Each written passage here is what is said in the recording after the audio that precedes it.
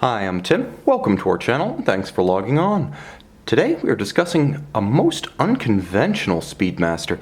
It's the 2006 Omega Speedmaster Rattrapante in stainless steel.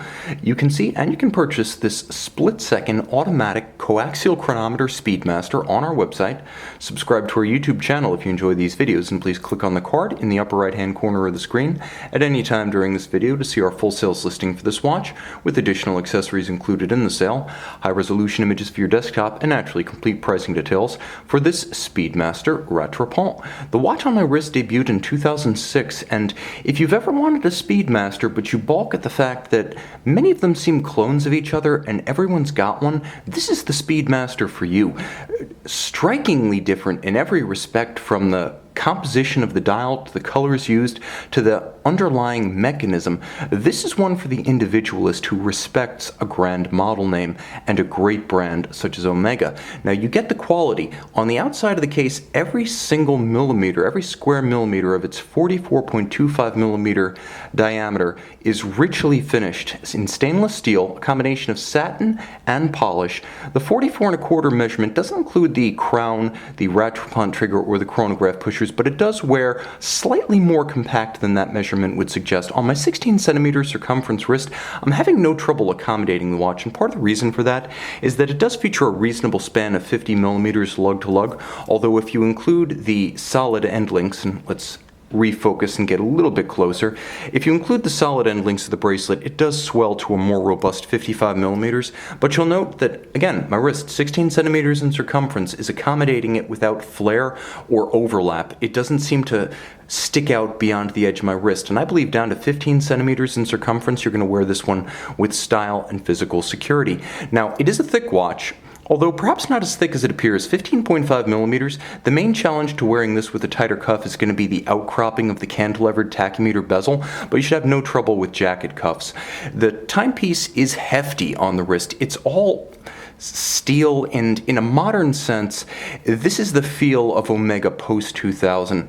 If Omega was a value play during the 90s, Omega really came of age during the 2000s in terms of fit, finish, detailing, and calibers, and a big part of that, often unspoken, is the sheer heft of the watches that escalated to match Rolex in the era of the Rolex Super Case. Now, the lug spacing is friendly to those who would like to accessorize the watch. If you want to wear it with a true 50 millimeter lug-to-lug, you're going to have to put it on a strap and remove these solid end links. The 21 millimeter spacing means you will have many Omega OEM and aftermarket strap options. The bracelet is handsome. It's a 3-link design that probably owes equal measures of credit to the Rolex Oyster and the old 1990s Bond Seamaster, as it's a combination of somewhat rounded outer links with a combination of polish and satin finish. It's more delicate than the Oyster, but at the same time it's more robust than the old 5-link Bond. It's a versatile look. Sized with pins and sleeves. Again, we were coming into the modern era of Omega back in 2006, but we weren't quite there yet. And you can see the clasp is robust. It's very much like the old Seamaster clasps, albeit without the dive extension, but that is to say it closes with a secure click. It's beautifully made, machined out from a billet, and you must depress both triggers to open it. Not friction fit and not a cheap clamshell. That's the way I like to see a watch equipped. The case is simple and memorable. If you're familiar with most Seamasters and Speedmasters, especially from the professional line since the mid-60s, then you know this beveled case form with the satin finished sheer flanks and the polished bevels. It's handsome and enduring.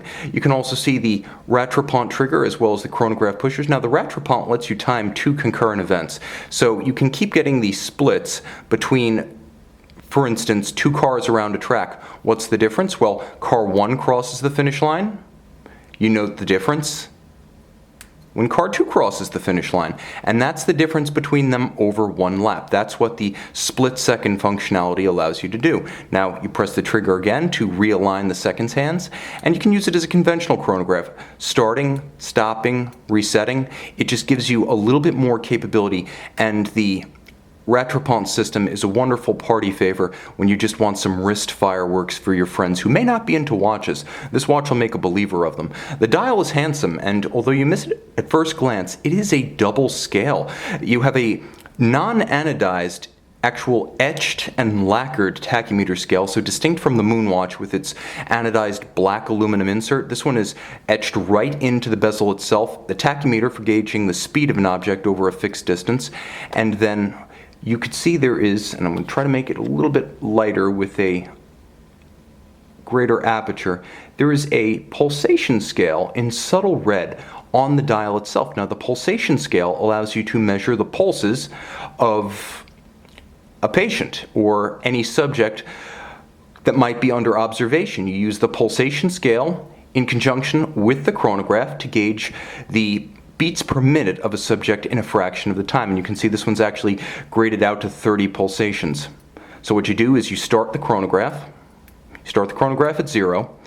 You wait until you have your finger on the pulse, you wait until you've counted 30 pulsations, and at the point you hit 30, you stop the chronograph and then you read the scale. And as you can see, this person would be in a bit of a cardiac crisis based on the pulse rate, but that's how the pulse scale works. Hopefully it registers lower on the scale rather than higher.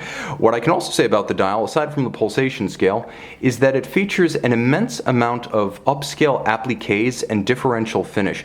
It's a classical sporting tritone of black dominant, silver is the secondary color, and then red accents. You remember it from many classical chronographs of the mid-century period made by all brands, Heuer, Omega, of course, Rolex with the famed Paul Newmans, and this watch has a little bit of that character. It's a quirky dial, to be sure. This is a watch that subscribes to the school of more is more, but it's nicely balanced as it has a classical tri-register layout and small details like the appliques that overlap both sides of the hour track, the crosshair of the constant seconds, and the ghosted red print of the pulsation scale really make the watch. You can also see that there's a discrete date which has a quick set function at 6 o'clock. The watch does feature both the coaxial technology that George Daniels invented for Omega, so you have a multi-level coaxial escapement allowing the watch to achieve superb precision in the short and long terms. And now I'm going to get as close as I can to the case back and focus as closely as I can to show you caliber 3612. Now this was also deployed on the DeVille Rattrapante. It is an exquisite high horology movement based on a Frédéric Piguet 1285, and it has all of the modern standards with the exception of the Omega SI14 silicon hairspring and a balance bridge. It has a free-sprung balance for toughness against shock and precise regulation, but not a full balance bridge. It does feature 2 column wheels, so you have crisp action for both the conventional chronograph functions and the Rattrapante. It is a system that is both coaxial with that alternative escapement technology and a chronometer, so exceptionally precise. The coaxial does have a concrete payoff. 100 meter water resistant. This is a surprisingly versatile watch. The conventional Moonwatch is 50 meters water resistant. Well, I don't necessarily endorse that for general water use. I definitely do endorse 100 meter timepieces such as this. Now the watch has a 52-hour power reserve when fully wound, and it is a vertical clutch chronograph. So for example, if you like to start your chronograph and just leave constant seconds on, just ignore the constant seconds, leave the chronograph on so you can read hours, minutes, and seconds from center. The vertical clutch lets you do that. It lets you run the chronograph without additional wear and tear. And you can also note that it starts without any stagger or jump because there's no play in a vertical clutch system. It's objectively a beautiful looking movement, layered, nicely finished, executed to a higher standard than most Omega movements, and that's largely down to the Frédéric Piguet parentage. A beautifully executed movement. Again, it has all the standards you're going to want. Coaxial, chronometer, vertical clutch, column wheel, 100 meter water resistant, extended 52-hour power reserve, hacking seconds, and a quick set date. It's all here. This is a watch that truly can be called the total package. See it and make it yours on our website. And we are back with the Omega Speedmaster Rattrapante coaxial chronometer chronograph. You can see this one by the light of day on our website.